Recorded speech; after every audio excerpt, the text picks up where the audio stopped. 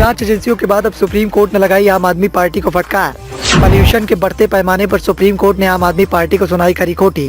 दिन ब दिन बढ़ती जा रही हैं आम आदमी पार्टी के मुखिया अरविंद केजरीवाल की मुश्किलें।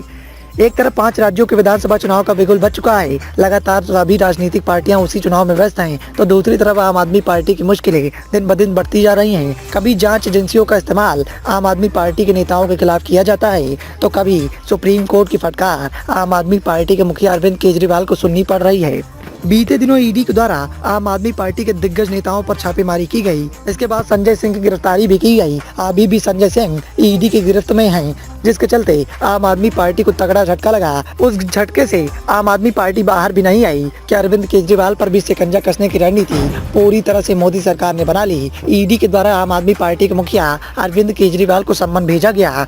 हालांकि ईडी के सम्मन को आम आदमी पार्टी के मुखिया अरविंद केजरीवाल ने सिरे से दरकिनार कर दिया, लेकिन अब एक और टेंशन आम आदमी पार्टी के सर पर आ गई है। दिल्ली एनसीआर में पॉल्यूशन के बढ़ते पैमाने के चक्कर में सुप्रीम कोर्ट ने मंगलवार को कई अहम टिप्पणियां की। दिल्ली की आम आदमी पार्टी सरकार को फटकार का सामना भी करना पड़ा। देश की सर्वोच्च अदालत ने पॉल्यूशन के इस हालात को लोगों की हत्या करार दे दिया और कहा कि बच्चों को दिल्ली से बाहर ले जाने की सलाह डॉक्टर दे रहे हैं। कोर्ट ने न सिर्फ दिल्ली, पंजाब समेत कई राज्यों में सुझाव दिए, बल्कि नागरिकों को भी दीपावली में पटाखे न जलाने की नसीहत दी। जस्टिस संजय किशन कौल और सुधांशु धूलिया ने कहा कि दिल्ली में प्रदूषण पर नियंत्रण के कई दायर याचिकाओं के साथ एक सुनवाई की बैठक हो रही है। कई सख्त टिप्पणियां की जा रही हैं।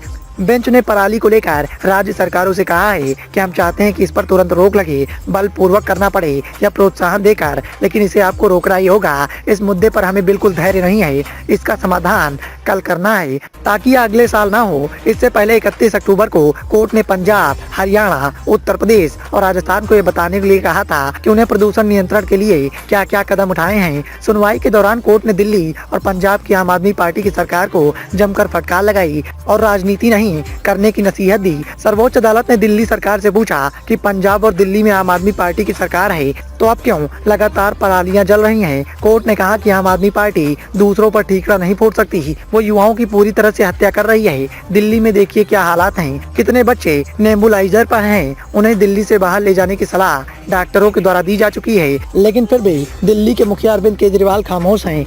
लगातार दिल्ली वासी इस समस्या से जूझ रहे हैं और साल के इस समय बढ़ते प्रदूषण का कोई समाधान नहीं दिखता है। कोर्ट ने वैकल्पिक रास्तों को आजमाने की सलाह देते हुए कहा कि किसी को ये देखना होगा कि क्या अलग रास्ता अपनाया जा सकता है। हम किसी समाधान के लिए मौसम के भरोसे नहीं रह सकते।